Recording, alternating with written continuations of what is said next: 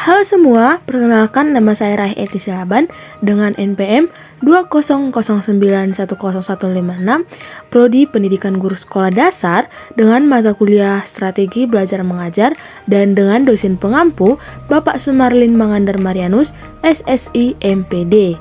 Baiklah, dalam video ini saya akan menjelaskan mengenai penggunaan media sumber belajar dalam proses mengajar, yang dimana dibagi menjadi 6 subtopik, yaitu yang pertama, pengertian media, yang kedua, media sebagai alat bantu dalam proses pembelajaran, yang ketiga, media sebagai sumber belajar, yang keempat, macam-macam media pembelajaran, yang kelima, prinsip pemilihan dan penggunaan media, dan yang terakhir, pengembangan dan pemanfaatan media sumber belajar. Baiklah, sesuai dengan subtopik yang pertama adalah pengertian media. Jadi, secara umum media adalah sarana atau alat yang digunakan untuk menyampaikan pesan dari pengirim ke si penerima pesan dengan tujuan meningkatkan pemahaman penerima pesan.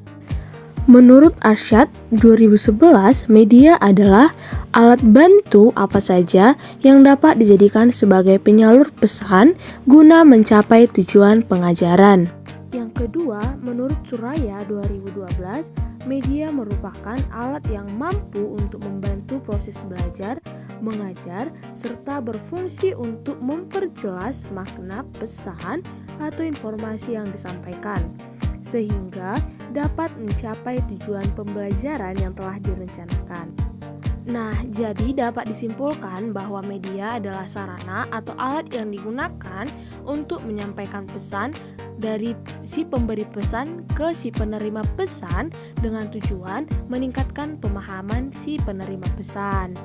Baiklah, subtopik yang kedua adalah media sebagai alat bantu dalam proses pembelajaran. Media sangatlah penting dalam proses pembelajaran.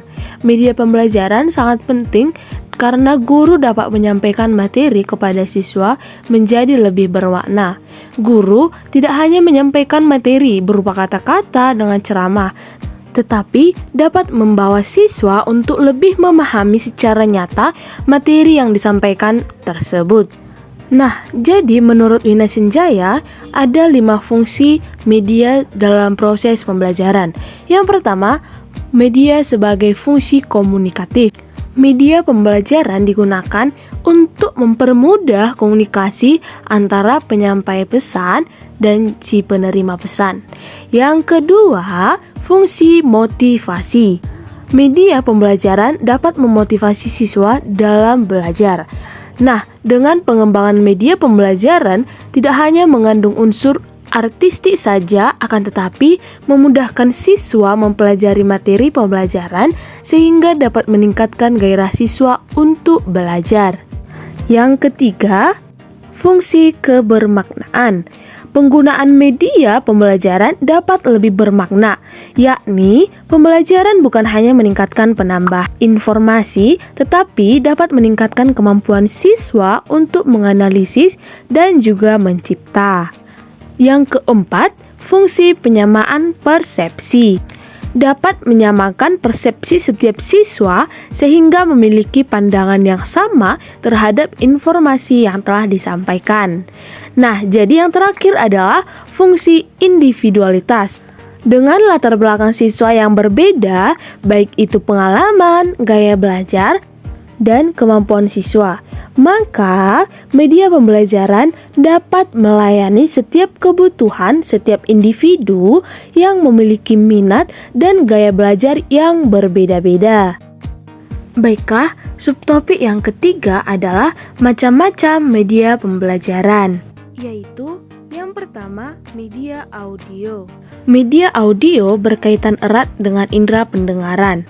Nah, dilihat dari sifat pesan yang diterima, media audio dapat menyampaikan pesan verbal atau bahasa lisan atau kata-kata, maupun nonverbal atau bunyi-bunyian dan vokalisasi. Contohnya, media seperti radio, tape, recorder, telepon, dan lainnya. Yang kedua adalah media visual. Fungsi media visual sebagai menarik perhatian, memperjelas sajian ide, menggambarkan fakta yang mungkin dapat mudah untuk dicerna dan diingat jika disajikan dalam bentuk visual. Nah, media visual ini terbagi menjadi dua, yaitu media visual diam dan media visual gerak. Contoh media visual diam adalah foto, poster, peta, dan lain sebagainya. Sedangkan contoh visual gerak yaitu proyeksi bergerak seperti film bisu dan sebagainya. Yang ketiga, media audiovisual. Ditinjau dari karakteristiknya, media audiovisual dibedakan menjadi dua, yaitu media audiovisual diam, contohnya TV diam, film rangkaian bersuara, dan sebagainya. Yang kedua, media audiovisual gerak, contohnya film TV, film bersuara, gambar bersuara, dan lain sebagainya. Yang keempat adalah media serbaneka.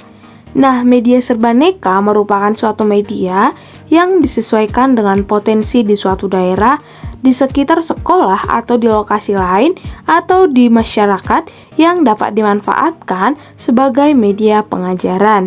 Contoh macam-macam media pembelajaran serbaneka adalah papan tulis, media 3 dimensi, dan lain sebagainya. Yang kelima adalah gambar fotografi. Jadi, gambar fotografi ini bisa diperoleh dari beberapa sumber, seperti surat kabar, lukisan, kartun, ilustrasi, dan sebagainya. Jadi, terdapat 5 macam gambar fotografi yang harus diperhatikan. Yang pertama, gambar fotografi itu harus cukup memadai. Yang kedua, gambar-gambar harus memenuhi persyaratan artistik yang bermutu. Yang ketiga, gambar fotografi untuk tujuan pengajaran harus cukup besar dan jelas. Yang keempat, validitas gambar, yaitu apakah gambar itu sudah benar atau tidak. Yang terakhir, memikat perhatian anak. Ini cenderung kepada hal-hal yang diamatinya, misalnya binatang, kereta api, kapal terbang, dan sebagainya. Yang keenam atau yang terakhir adalah peta dan globe, berfungsi untuk menyajikan data-data lokasi. Kelebihan dari peta dan globe adalah yang pertama, memungkinkan siswa untuk mengerti posisi dari kesatuan politik. Yang kedua, merangsang minat siswa terhadap penduduk dan pengaruh-pengaruh geografis. Yang terakhir, kemungkinan siswa memperoleh gambar tentang imigrasi dan distribusi penduduk yang sebenarnya. Subtopik yang kelima adalah prinsip pemilihan dan penggunaan media. Prinsip media pembelajaran ada 9, yaitu yang pertama, tidak ada suatu media yang terbaik untuk mencapai semua tujuan pembelajaran. Yang kedua, penggunaan media harus didasarkan pada tujuan pembelajaran yang hendak dicapai. Yang ketiga, penggunaan media harus mempertimbangkan kecocokan ciri media dengan karakteristik materi pembelajaran yang disajikan. Yang keempat, penggunaan media harus disesuaikan dengan bentuk kegiatan belajar yang akan dilaksanakan seperti klasikal, kelompok kecil, belajar secara individual, dan belajar mandiri. Yang kelima, guru hendaknya kenal betul dengan alat yang akan digunakan. Yang keenam, menggunakan media harus diusahakan agar senantiasa melibatkan partisipasi aktif peserta. Yang ketujuh, media yang digunakan hendaknya dipilih secara objektif, tidak didasarkan atas kesenangan pribadi. Yang kedelapan, aneka ragam media. Yang terakhir adalah kepraktisan dan ketersediaan media. Subtopik yang terakhir adalah pengembangan dan pemanfaatan media pembelajaran. Media pembelajaran yang baik harus memperhatikan prinsip-prinsip pengembangan media yang sesuai dengan teori-teori belajar.